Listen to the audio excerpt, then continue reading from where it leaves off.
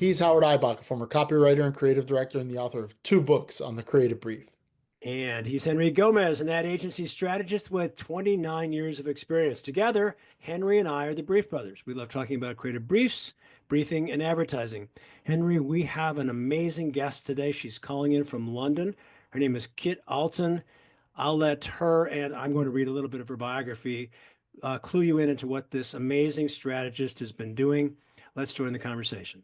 Henry, we are back with another episode of the Brief Brothers, and we are delighted to have with us this time someone that I've been trying to corral for some time. We've had a few issues with our scheduling, but because she's so popular and in demand, we have her tonight. She's calling in from London. It's dark. It's 9 p.m. their time. It is, yeah.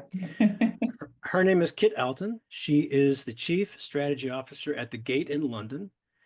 And I think a fair number of our viewers may know of her because she has been invited not once, but twice to South by Southwest. Last year was her debut. She was so popular, as her bio suggests, they were standing in line around the block, as they say, to get in. They invited her back this year, which would have been, January, I guess, of January, February this year. Yeah, so it was in March, yeah. March of this year, and I think they're going to invite her back next year. So, Kit, welcome to the Brief Brothers. Henry and I are super delighted to have you join us. Thank you. I'm really thrilled to be here. You've had quite the roll call of illustrious guests, so I'm honored to be joining that. And you are deservedly among those illustrious guests. So we typically start off with asking you about your background, but I'm gonna do something a little different and read from the bio that you sent me because it's impressive. Kit is a former DJ, a set designer, a theater promoter, and creative. She's had quite the career. I guess you've been in the business for about 19 years. You started your time working on such accounts as effective strategies for brands, including McDonald's, Audi, the BBC, and Tide. And since you've been at the Gate in London, you've worked with the AA, the mobile network Smarty, retailer The Very Group, and charity Childline. Now, you have also co-founded an agency called Change, which focuses on social good. And your proudest moments include creating Cosmopolitan's most shocking cover ever, which forced the UK government to acknowledge honor killings and actually changing the law to better protect children online.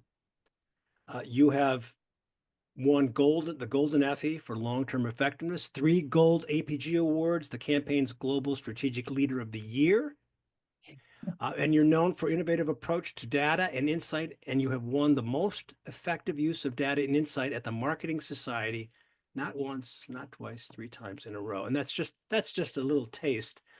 So, Kit, as we like to start off with and ask the question, how did you find your way to our industry? Thank you. That was very lovely and completely excruciating.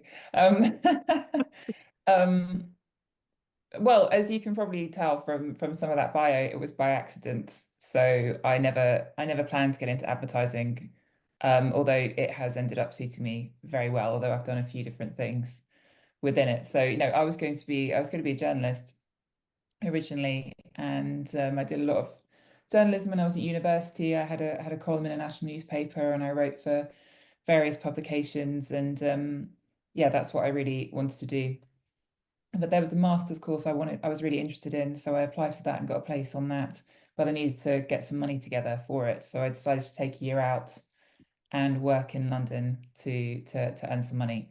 Had I been any better at maths, I probably could have put a spreadsheet together and figured out that it's pretty hard to work in London for a year in your early 20s and save enough money to do a master's. But anyway, it's a good thing that I was bad at maths, because that kind of ended up with getting me into this. So I ended up working at a few different kinds of agencies, and that's what sort of got me into the whole advertising world. So I ended up not doing the master's in the end, which was kind of sad.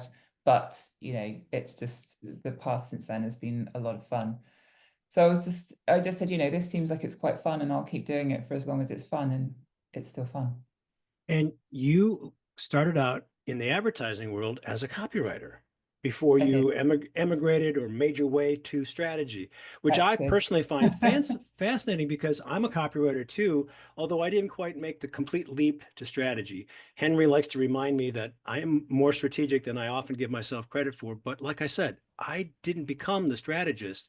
So what was it like for you? When did you realize I love writing? And obviously your journalism background communicates that. But when did you realize copywriting isn't enough for me and I want to move into something different? Yeah, so I was working at a small digital agency, and it didn't actually have any kind of planning function. And so I was a copywriter there, and I think I just reached a point where I think it probably comes down to me being something of a control freak about the words, because actually as a copywriter, you don't necessarily get a whole lot of control over your words. I think as a strategist, you get a lot more control over kind of the words that you put out there. So I kind of wasn't having a lot of fun as a copywriter. And and then ended up making the shift there where, you know, it was, I'm not going to say it was a Wild West, but it wasn't like a kind of agency. It was a brilliant agency, but it wasn't, you know, deeply hierarchical and full of, you know, this is the way we do things around here. It was very much like, okay, well, you seem great. You can't leave. We don't have a planning department. Let's start a planning department.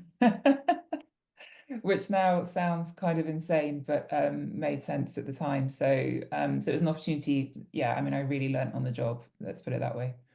If you were doing that today, do you think you would have had as easy a time to make the transition? In other words, I guess I'm No, getting to advice. If you were advising someone today, yeah, would you say that this was a possible, a practical leap? I think I was very lucky, and yeah, I've been asked this before by all kinds of people, and I always feel kind of bad when I sort of have to tell the story, because I think that's a moment in time which isn't really present now, and I think not that it couldn't happen. But I think just the industry is in a very different place now, and it's more rigid, and it's harder to get roles in general, let alone switch from one discipline to another. Not impossible, but I don't think it's as easy as it was then. So it was a kind of right place, right time thing. What I would say is you do tend to find you get a bit more flexibility in somewhere that's maybe a little bit smaller, or perhaps slightly less famous, and that can be a good place to be if you want to kind of take different directions. What did you find was the most challenging or maybe the most frustrating part of moving into strategy? Oh well, that is a good question. Well, there was the very real issue that I didn't have a clue what I was doing. So which Welcome to the club. Welcome to the yeah. club. Um, so that was in some ways quite stressful, but also brilliant, because it was just there were some fantastic resources. There were lots of blogs around at the time, so that dates it. That you know could give me advice, and some kind of good planning books, but the rest of it was really just figuring it out as I went along. And I think that was very challenging. And obviously there were a lot of, it's easy now to look back at it and go, oh, it was sort of romanticized kind of the hard Scrabble. But I can also really remember how stressful it was being much younger and just trying to find my feet, and not necessarily having, planning mentors, or anyone around me just to go, actually, kiddo, this is the way you do things. um so that was really challenging, and sometimes I still feel slightly wistful when other planners say, oh well, I learned my craft at the feet of the great so and so, and the other great so and so kind of really mentored me. And I was like, oh god, that must have been lovely. But then I realized that actually that whole process has actually been a sort of muscle builder for me, and is one of my greatest strengths, was figuring it out on my own and bringing all those other experiences to it, and not following any rules on how we had to do things. So I think it was good in the end, but slightly nerve-wracking at the time. A lot of our guests, and it's one of the interesting things that Henry and I have discovered, a lot of our guests have talked about the circuitous route that they've taken to our industry, that they were headed this direction and they ended up, making a right or a left unexpectedly. I mean, I was 30 years old before I finally landed my first job as a copywriter. Henry had an entirely different career, and Yeah. it's not uncommon. But We both think that this is actually very helpful. Yes. yeah, but I think being a self-taught strategist is, as I am as well, is a tough one. Particularly, I mean, I know that I'm a lot older than you, so when I got into strategy, 25 years ago, there were even less resources. There weren't even blogs. There was, truth, lies, and advertising, Yeah. and very little out there was, if you got lucky, you found Stephen King's, account planning guide, some copy of it somewhere, and that was pretty much it. And I don't think I even had that. So, um, yeah, but like as you say, I think it, in a certain way, that imposter syndrome that creeps in when you're self-taught, has the benefit of building you up, because you try to cover all your bases, and so that, because you always fear that someone's gonna find you out, and so you have to be buttoned up, and I think that helps. Yeah. Yeah, I would agree with that. Although I think, yeah, I have this imposter syndrome. I'm not sure. Like I find it a slightly difficult phrase because I think, well, for a start, I literally didn't know what I was doing, so it was absolutely valid to feel like I was going to Of get course. found out at any minute. So it was very valid. But also, I think this is a more general point, but I think it's an important one, which is if you're constantly putting yourself in situations where you're being stretched, then you will naturally feel that sense of, oh God, like, can I do this? And I'm, is this going to go okay? And that's good. Like, I think people should feel that way.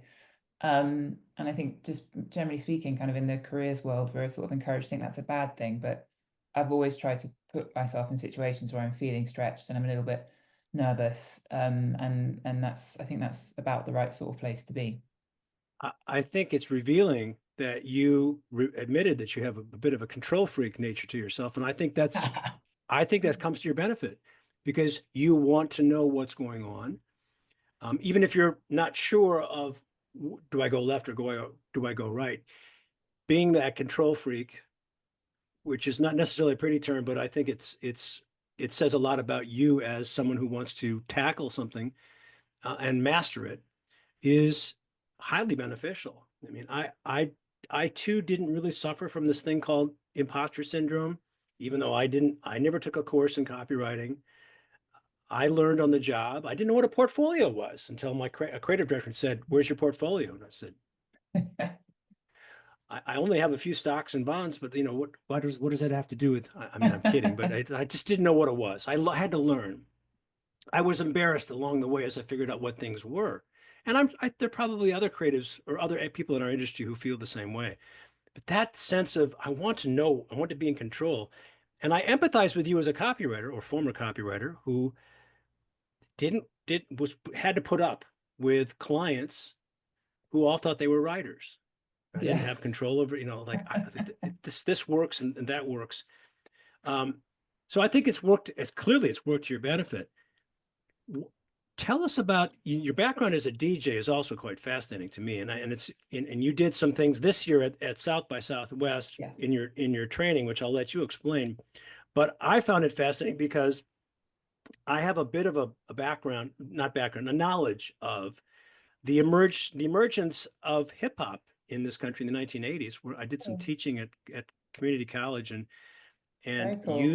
used a program, a TV program on Netflix, which was called The Get Down.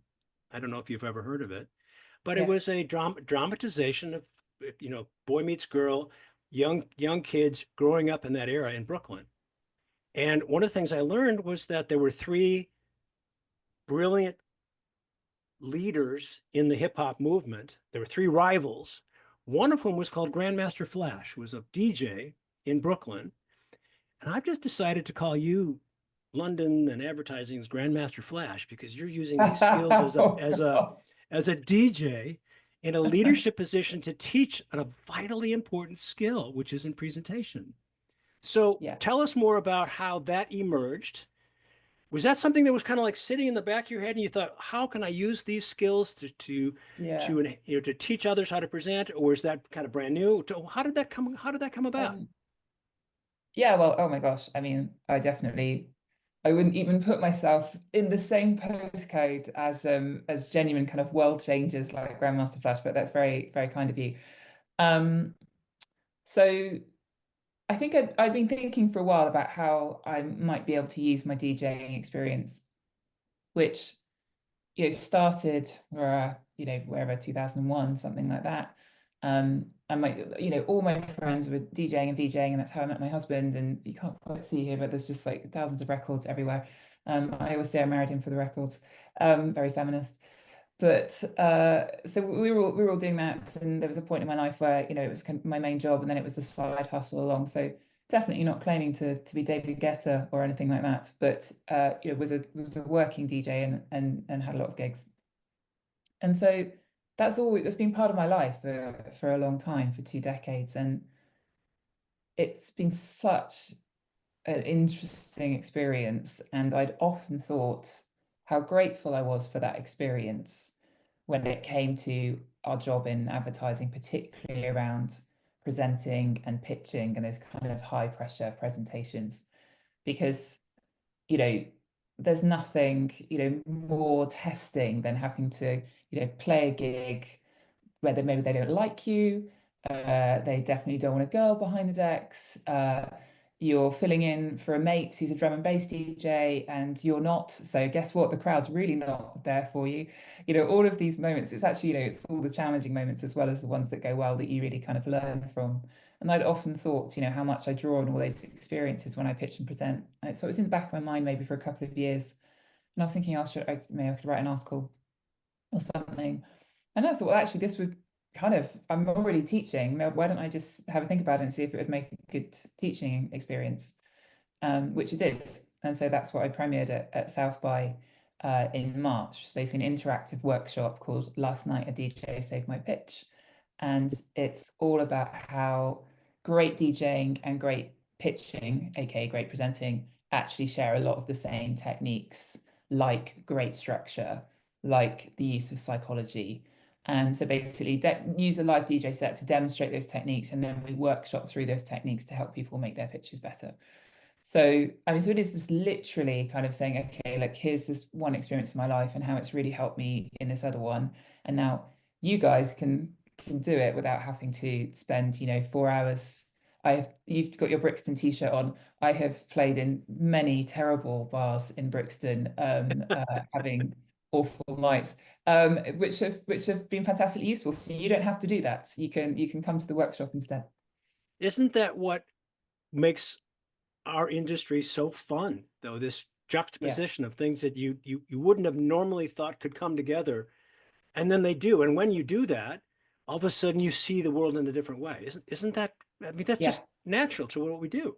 Well, that's the nature of creativity, Mm-hmm. really, is we don't invent anything new. It's the reprocessing of things through our own individual filter that comes out as something new, but again, it's not new.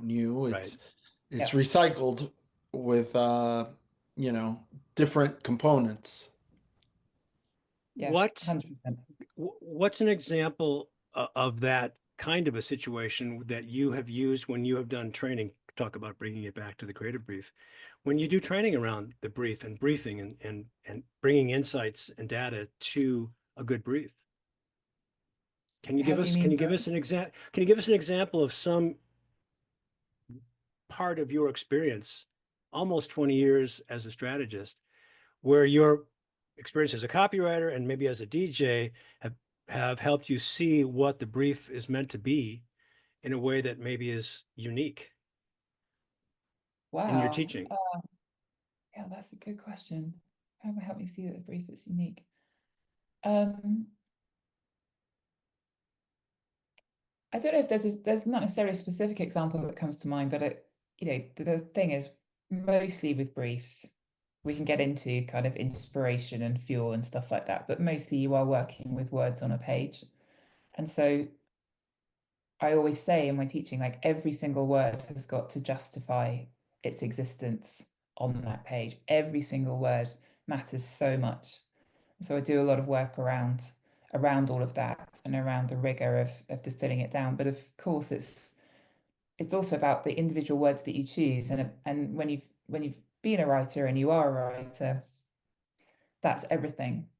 And just one word difference here. It's like the analogy I always use is when the two ships kind of set off, and 1 degree difference now makes, all the difference when you're kind of 6 hours on the voyage. And so I think for me, it's like the importance of even just one single word on the brief is everything, really. And so I think that's just how I think about it as a writer. Like the words are really, really, really important. And I somewhat ironically, the words have become much more important for me since I became a strategist than really they ever were as a copywriter, because of that control, but also because I'm using them in a different way. The words need to do so many different things, but I guess most of all, they need to kind of set off those little bombs in people's minds and kind of get the creativity going. You spend more of your time, correct me if I'm wrong, but you spend more of your time training strategists, whereas I do a lot of work with marketers who want to know how to write this creative brief. So that's Uh, entirely different mindset. Or am I wrong there? it's quite a mix actually. So Okay. yeah, I do a lot of training with people with D&AD, but also for IPA and the APG. But so it's a real mix of it's not just strategists. It can be account handlers and creators, but also quite a lot of work with organizations and brands and their own kind of in-house marketing and creative teams. So yeah, it's quite a good mix. One of the things that I learned as a former creative teaching brief writing uh, was how often the brief writers would forget who the audience for the document was Mm, because they were so wrapped up in getting the right information, addressing the client's needs, and all the other elements that go into the document. They would forget that it's for us, it's for creatives, it's for us. yeah, And 100%. I find it fascinating, but also energizing when I see that light bulb go off. It's like, yeah, I sort of forgot about that. I ask Yeah, I ask I ask writers of briefs. I said, well, how do you write the brief? And they will say, well, I sit down and I write a draft, and then I send it out for comments. And then I say, well, whose comments do you consider and whose comments do you ignore? And almost always the person whose comments matter the most are that writer's or the brief writer's boss, who yeah, tends to be another marketer. And I say, well, guess what? mm, Your audience has just changed. You're trying to satisfy the senior marketer who doesn't know how to think like a creative. And yeah. have you shown this document to a creative yet? And they'll say, not yet. Always no. Yeah. You know, Henry and I have had many, many discussions where, he starts a new job at an agency. He said one of the first things that I'll do, and you can tell your story, Henry, but he's like, he builds a rapport with the creative director who often has been there longer than he has. Yeah. Because if you can't connect with the creative, so that's what I was getting at. I mean, is there something that your experience as a writer, transition Yeah. into a strategist, has taught you about teaching this document? And again, it's a Yeah. tiny slice. It's a tiny slice of what you do, but everything kind of functions or focuses into that. So that was just curious if that Yeah. your creativity has influenced how you go about bringing insights into how to write the document. And when I say insights, I don't mean what we mean by insights, but Yeah. the document itself. I really think I think my experience has affected everything about how I approach briefs. So 100% what you were just saying. Um, I have a single slide in my teaching deck that I think has never changed, which just says your creatives are your most important audience. And every time, and I've been teaching for 11 years now, and every time the people just sort of go, oh, there's a sort of moment in the room, and there's this kind of like, you know, as if I'm waiting for the great kind of thunderbolt of the marketing gods to strike me down for blasphemy. But it's Who do they true. think it is if they're surprised? Yeah.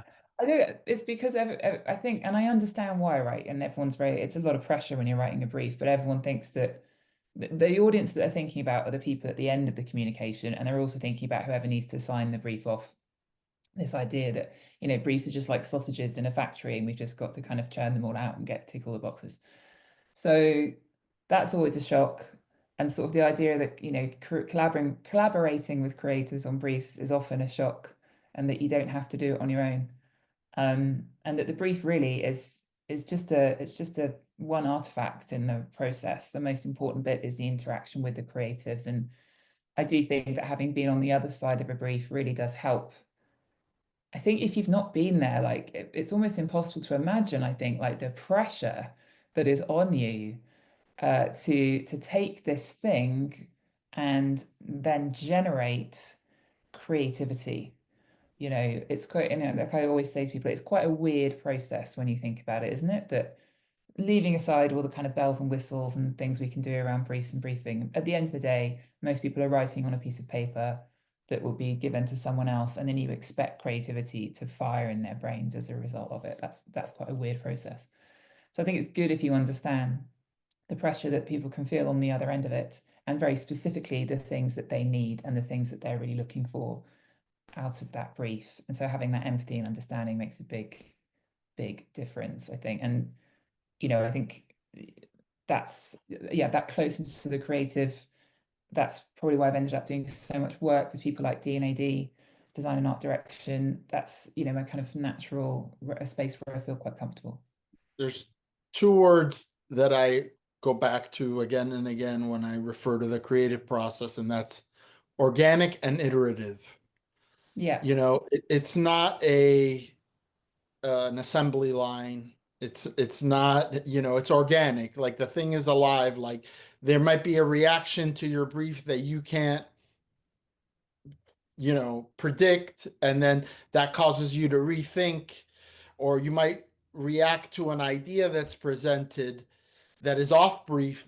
And we talk about this all the time, and sometimes that sparks another Yeah. iteration in your part for, oh, I didn't think about that when I was writing on the brief. That's interesting. That's more interesting than what I had originally thought of. And that can cause, so that play between it being organic and iterative, right? That you have the opportunity to go back and see things again. I think makes it, that's one of the things that makes it fun and Yeah. interesting. Otherwise, as Yeah. strategists, we become very pedantic and boring, Yeah. and that's definitely not what you want creatives to think of No. you. You don't want them to No. think of you as the school marm who, oh, that's not on strategy. Then you can't do that. Definitely. It's so true. And I think that's such a journey. It's certainly a journey that I went on, and I think all planners have to go on, because, and this is what I talk about in the teaching as well, because we do put a lot of effort, and you should put a lot of effort into the thinking around the brief. And unfortunately, because of the template format does encourage people to be like, well, I need to tick this bit, and it becomes a bit of a tick list. And then you've got the tyranny of the brief, right? Where people, as you say, people are like, oh, well, I think you'll find, Brian, that you haven't fulfilled, you know, point three, which is just deadly for creativity. And I think this is where, to the early point about control freakery, you have to know when to apply it and when not to. And, you know, there's a lot of just letting go in the creative process. And the whole, you know, the brief is a springboard, right? The whole point is that you go from there and then you elevate, and then the creative, it's going to bounce off into some kind of direction maybe you didn't expect, and that's great. Like that's the magic of it. And we kind of have to be honest about the fact that we have these lovely processes because they fit nicely on a chart and it's easy to sell, because creativity is difficult to sell because it's lightning in a bottle. But the reality is, you know, the process is just this kind of like wild kind of cloud of madness. And sometimes the brief is a hugely important instrument in that, and sometimes it isn't. So let's go back to your early days you've made the switch from copywriter to strategist. What are you doing differently today when you write a brief or you brief in your creators or you talk to your creators about briefing that you thought was pretty good, but not so much anymore? So What have you something that abandoned? What have you abandoned when you from your early days as a brief writer? Oh, well, I mean, I think just to build on that previous point, really, I've abandoned the kind of, well, this is off brief kind of response. Um, and I really know why planners who are earlier in their career, like you do have that response. And a lot of it is to do with the fact, and I've written about this, that planners are encouraged to think that their product and their output is the brief. And it isn't. Your product is the strategy. And then the brief is just one of the tools that we're using on our way to executing that strategy. But because you're encouraged to think that that's your output, it's easy to become like, but this is my thing, and I have slaved over this beautiful thing. And how could you possibly ignore it and go off down this random side road? And that's a really natural reaction. And then I think over time, obviously, once you've been around the creative block a few times, you realize that that doesn't really win you many friends. And you really need to be friends with your creative. So to that point, and B, it doesn't really necessarily get anywhere interesting. So I've definitely let go of that, and almost now I say, like, I'm looking forward to whatever, a couple of ideas that are at least broadly on brief, and then one that makes no sense at all, because we're going to have a really exciting discussion. So I've left that behind, and I think I definitely make lots more effort now than I did in the early days to build those relationships with the creatives, because as you identify, Henry, it is everything. And that sense of that trust, if you've got that trust between you, it actually sometimes can make, I know this might sound crazy coming from someone who teaches briefing, but it can almost make briefs sort of irrelevant, because you just have that understanding and that space where you can kind of push each other and discuss. It is the best feeling in the world when a creative stops you and goes, hey, listen, just had a couple of ideas. Could I have a little chat through them? You're just like, yes. Yeah. Yeah. That's Henry's talked about that a lot. Yeah. That's been my experience too. That's like you know, that's the report card that you want to get, yeah, that as Howard mentioned, this is my sixth agency in my almost 30-year career. And so that means I've had to start afresh a few times. And like, as Howard mentioned, my first, kind of task that I put on myself is to gain a rapport and trust of the creatives. And that in particular, when they pull you aside and say, and you can tell they're excited to share it with you. It's not that they're being put upon to share it with you. They're like, yeah, they honestly want your feedback because they value your input. Then you can tick the box and say, yeah, I'm doing what I set out to do, which was win over their trust. yeah, One of the things that I like to say when I do my training is that how do you know when your creatives like your brief? And they'll say, well, they get excited and they ask good questions, and they start riffing on ideas right in front of you, which we can't help. And I said, yeah, exactly. If you ever want to make a lot of money off of creatives, just invite us to a poker game, because we have terrible poker faces. We have our emotions on our sleeves. I'm yeah. exaggerating a little bit, but you get the point. And as a creative, I felt that way. If I got a good brief, and that was a rare thing, Oh. well, if I had spent more time in London, I probably would have had more good briefs. If you had gotten better briefs, you wouldn't have been compelled to write a book about how to write There you inspiring go. creative That's briefs. that's true. That's true. And I guess one of the things that I've discovered in doing the training, and creatives sit in on the training, they'll say to me, I've always known when I got a bad brief, I just didn't have the vocabulary to push back and ask better questions. And that's what I hope that my training gives to creatives, like how to ask tougher questions. Like, Yeah, why is this not clear? Well, because of this, because of that. I'm not sure what you mean by that. When you talked earlier, Kit, about getting that one word right, like one of the things that I've discovered, looking for some kind of common vocabulary for all briefs, which is elusive, But one of the things that I've discovered, really good brief writers are judicious about their choice of verbs. Yeah. They choose their verb. Was that character in the Indiana Jones movie said, choose wisely. Well, Use wisely. choose your verbs wisely, because, as I like to say, to educate means something different than to romance. Yeah. And Yeah, absolutely. creatives will respond differently to the verbs that you choose. And we're looking to, we're persuaders.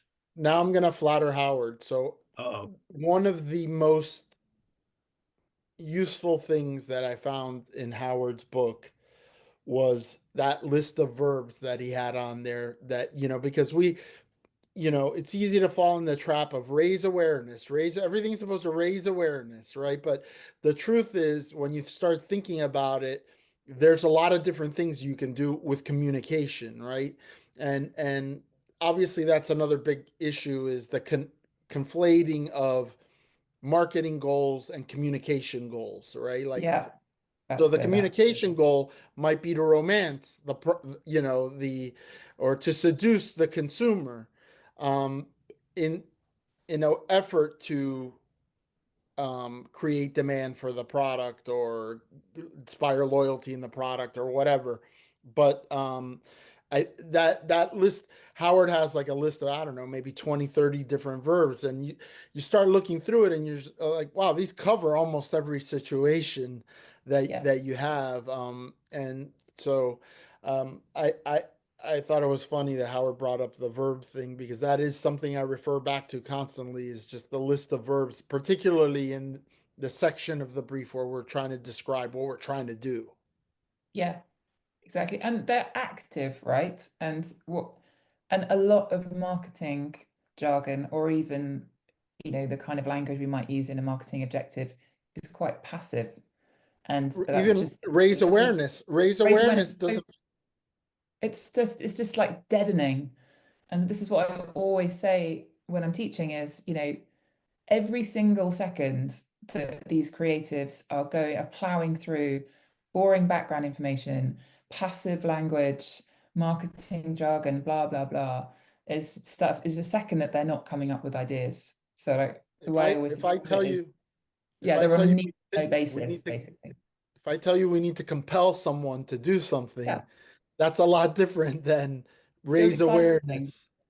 I know, like You know, it feels, it's got drama, it's a story, it sounds like a mission I might want to be part of, like almost I try and keep almost all the kind of the strategic language, you know, off the brief, because they just don't need to read it. Like this needs to feel like it's it needs to feel not like, oh, well done, Kit, that's tick, that looks like a right kind of answer. It needs to feel like, bloody hell, Kit, like, are we going here? Like, that's kind of, you need to be aiming for it a little bit more, I think.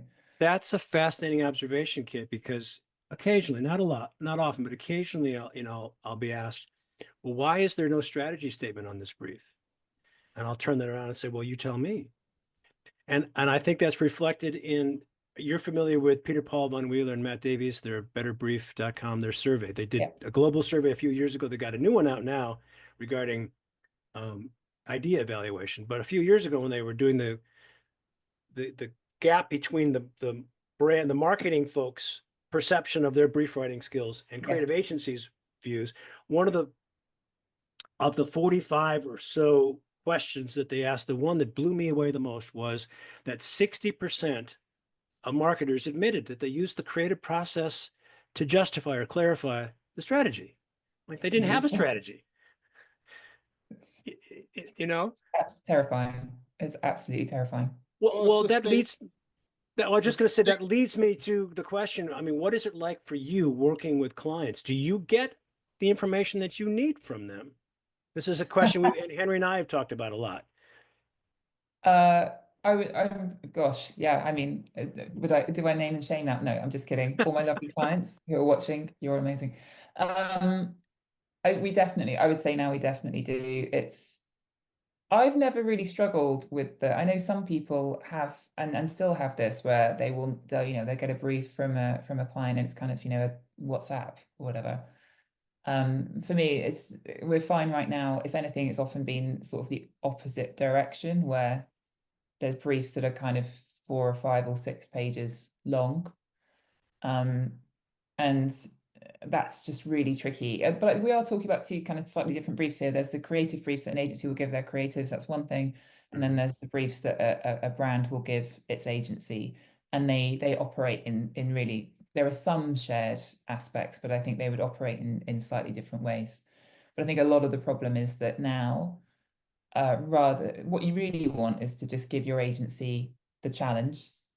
Right, where are we now? Where are we trying to get to? What might help us get there? And then a whole load of information, and let us go and try and figure out the strategy. But now I think with so many brands that have very developed marketing departments, the brief, a lot of thinking will have been done on the brief before it reaches the agency. That's not necessarily a bad thing, but sometimes it can be. If you've got to spend a lot of time then kind of unpicking and going back, it just would have been better to kind of go on that journey together. Yeah, because that's something that I get a lot. I mean, marketers want to know how to write this thing called the creative brief. And other strategists out there like Julian Cole and Mark Pollard are talking about the importance of developing a good marketing brief. And then there's kind of like this hybrid. It's like it's a little bit of both. I want to be able to provide the inspirational thinking and language in this document, whatever you want to call it. But we also have to state the budget and the marketing objectives and Yeah. the KPIs and the things that, creatives don't care about for the most part. Yeah.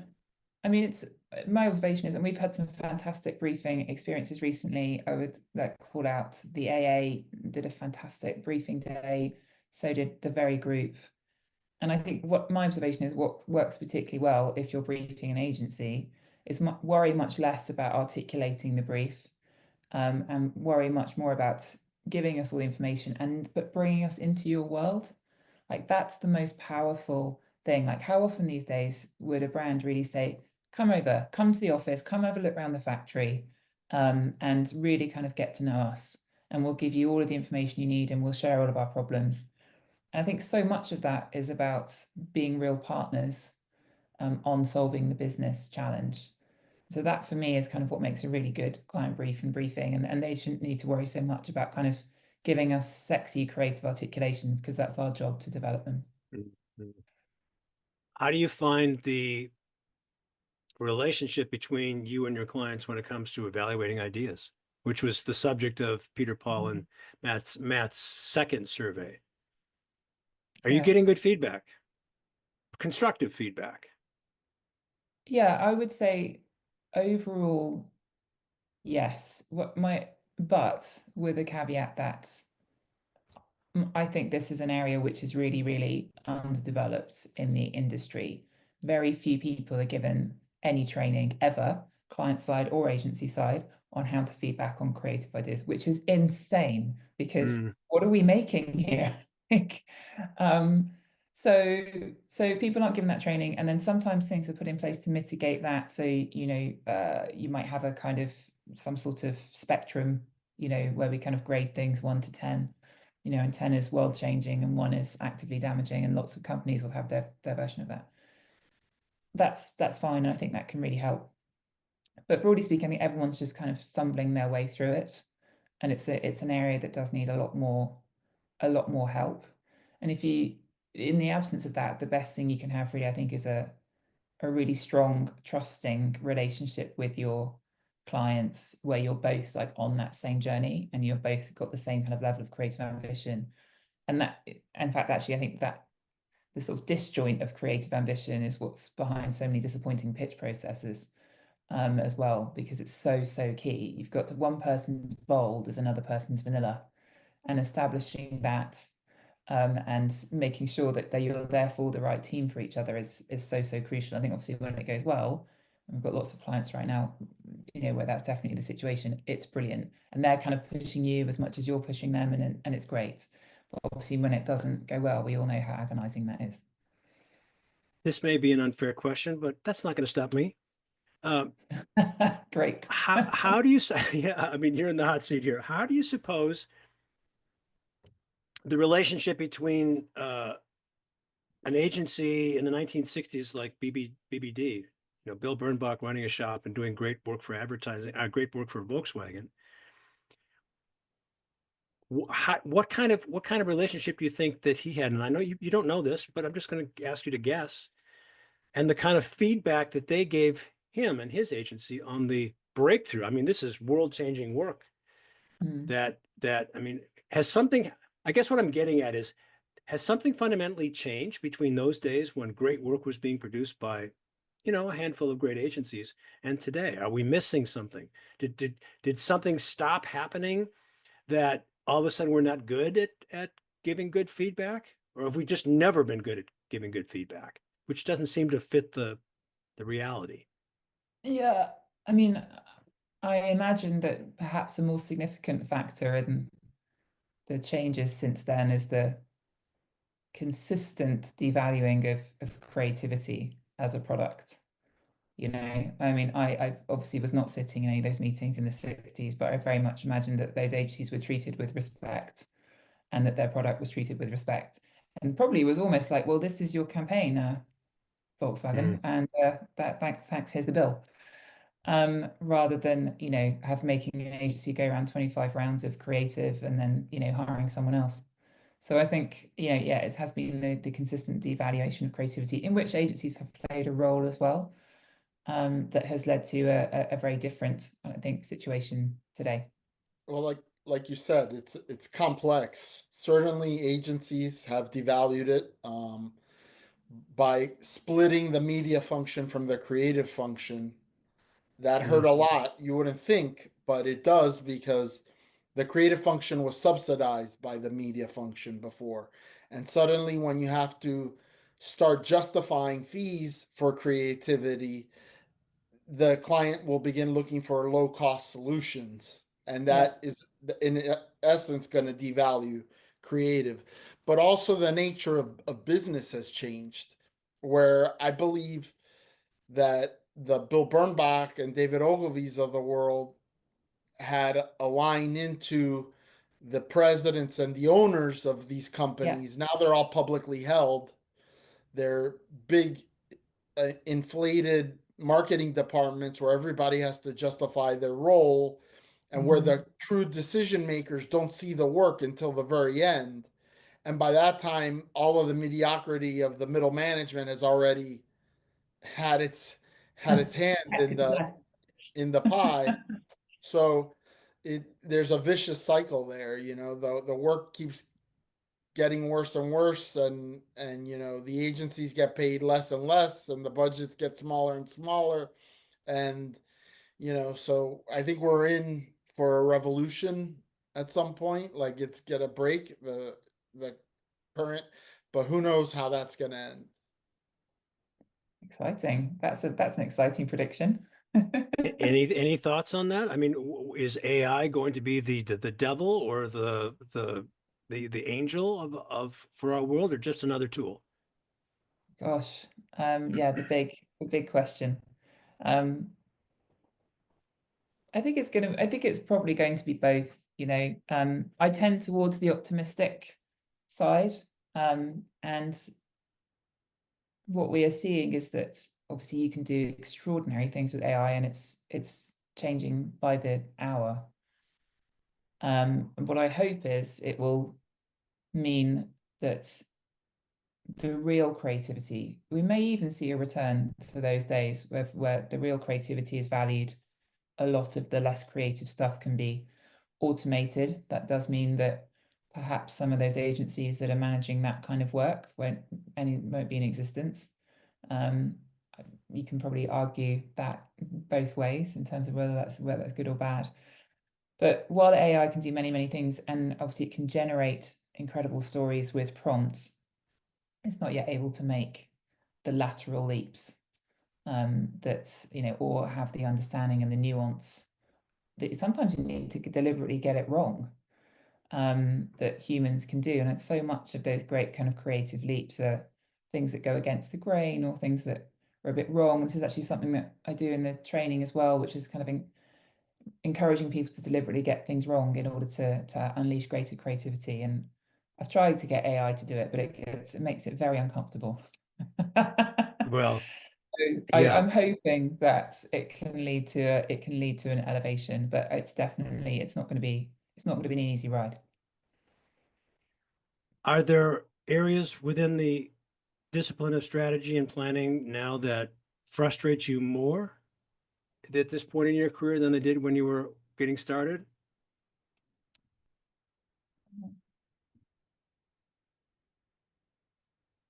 I don't know if it's frustrate more, but I think we've had some great advances in pre-testing, right? Yeah, we can also let's not even get into the whole AI pre-testing, but let's just say for the moment, like we've made some great advances in pre-testing in terms of using it to get a truer emotional response rather than just getting people to sit in a room with some drying sandwiches and kind of talk talk leadenly about whether they like this work or not. That said, I think we're still, as an industry, and brands, that we're so risk averse. Everything is pre-tested to the hilt, and it's just, it's that, like that classic David Ogilvy quote. What is it like? Should be, oh God, I'm going to murder it now. Using pre-testing like a drunk uses a lamppost, for support rather than illumination. It's something like that. Sorry, David, I probably killed That's it. pretty good. That's pretty good. I do recall it. Yes. But yeah, there's this thing that's just like, sometimes you just got to like make the leap and trust that these people, these humans with their understanding of this world have, found the right thing, even though it feels a bit weird. And I say I work with the AA is a good example of that. So, so yeah, the over reliance on, oh, well, if it hasn't got this kind of tick box, then it can't go out the gates. And I do think that that's behind so much of the absolute dross that's kind of out there, because we love to talk about all the stuff that's really great, and there is a lot of really great stuff. You go to Cannes, you go to go through the APGs, any of our kind of great celebrations of kind of the top level work, but you sit down and watch TV and sort of pick any commercial break, and there's still just way too much stuff out there that is just essentially kind of advertising landfill, and that's because it's what did well in the pre-testing. So that's one of my bugbears, in case you couldn't tell. Yes. When young people in the industry come up to you, especially at places like, South by Southwest and your work, you're teaching in London, what kind of questions do they ask you and what kind of advice do you give them? um Gosh. uh well, it's difficult really, because there are all so many different kind of courses I'm teaching. It's often quite specific. But I'm trying to think. Is there a common thread? I don't know. I don't think so. Uh, like I said, because I'm often teaching quite sort of different things, so they sort of want to know something specific about that. I mean, often, whether I'm mentoring people or they're just asking questions, you'll always get the, how can I break into the industry? What's the best way? And the answer is always the same. It's contact people and sorry, that thumbs up thing.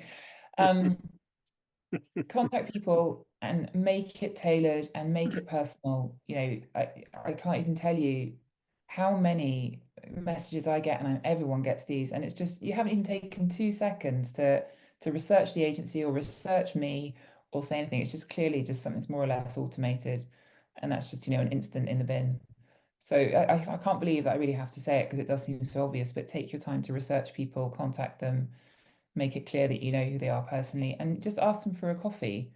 And someone else told me this, and this is a fantastic piece of advice I always like to pass on, is when you're doing that, then ask that person if they can suggest one person that they could introduce you to that might be useful.